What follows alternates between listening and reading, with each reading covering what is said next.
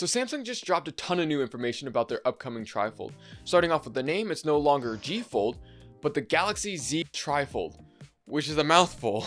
They showed this thing off behind glass, but even that was enough to confirm some of the big details of how this thing's actually going to be working. Starting off with the folding mechanism.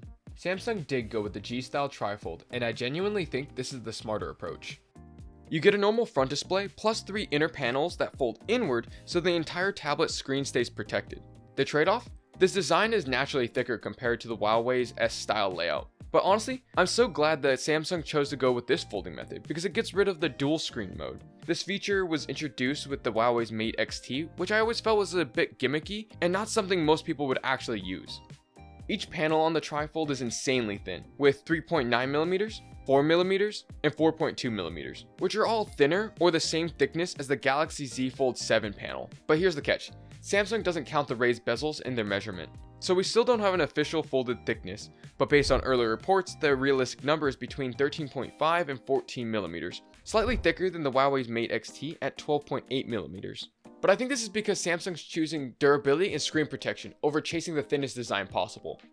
Speaking of the displays, Samsung gives you a 6.5-inch outer screen with 2600 nits of brightness. This will serve as your display for your main phone screen.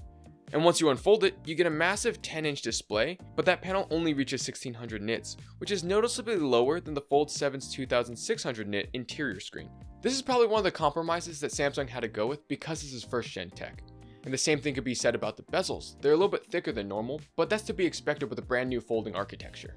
Inside, Samsung is using the Snapdragon 8 Elite, the same flagship chip that they use in the Fold 7, but unlike the Fold 7, they're pairing it with 16 gigs of RAM, which should make multitasking and tablet mode apps feel way smoother than any fold that they've ever made before.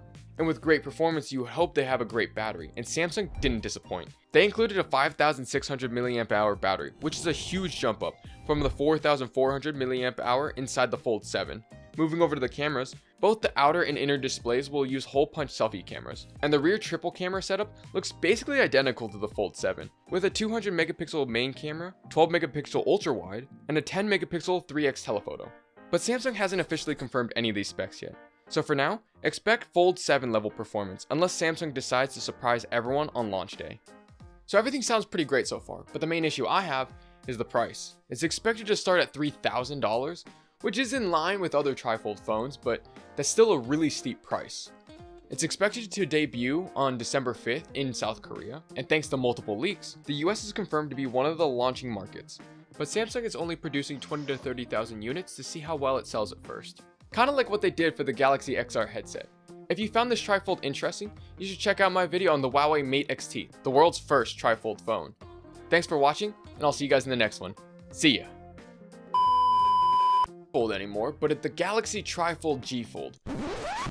The Galaxy TriFold Z. The Galaxy Z Fold TriFold.